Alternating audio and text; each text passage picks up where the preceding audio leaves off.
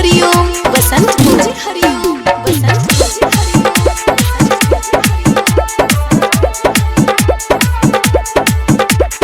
पढ़ाई लिखाई सब छोड़ चाहे पीछा पीछा लियो फोन में लाग कहूँ मक नहीं बन लियो सर सपीट लियो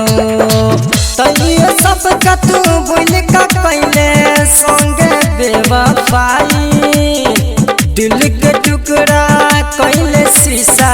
जी का जोगे हर जाई कोना का दिल तोड़ देले के हमरा समिल छोड़ देले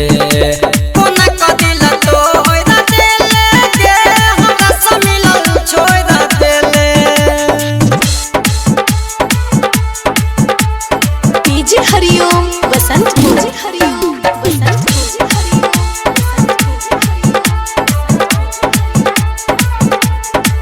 छोटई बर्दाश्त कर नहीं पेबो भजबो हम पागल के रनिया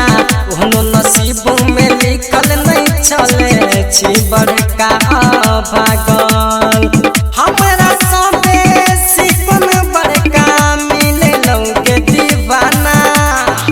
हम तो तोरे जुदाई के गम में खाई छियौ नहीं खाना कोना को दिल तोड़ देले के हमरा समिलल छोड़ देले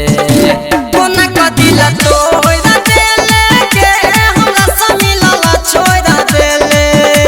कोना को दिल तोड़ देले के हमरा समूह मोड़ लेले जी हरिओम बसंत जी हरिओम बसंत जी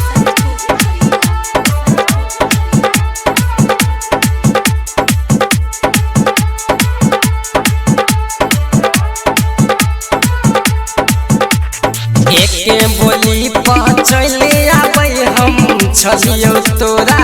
लगे रहलौ छोरा के पीछे में साथ तो कही दीते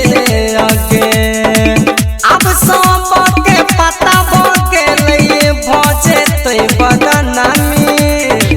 प्यारे लाल मधेसिया सन में कोन पहले खामी कोना को दिल तोड़ देले के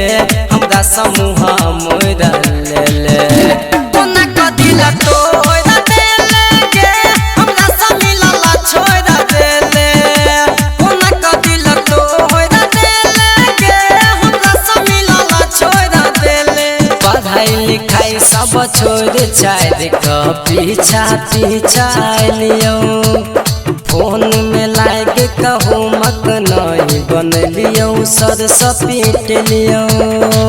तैयो सब कतू बुल का कैले संगे बेवफाई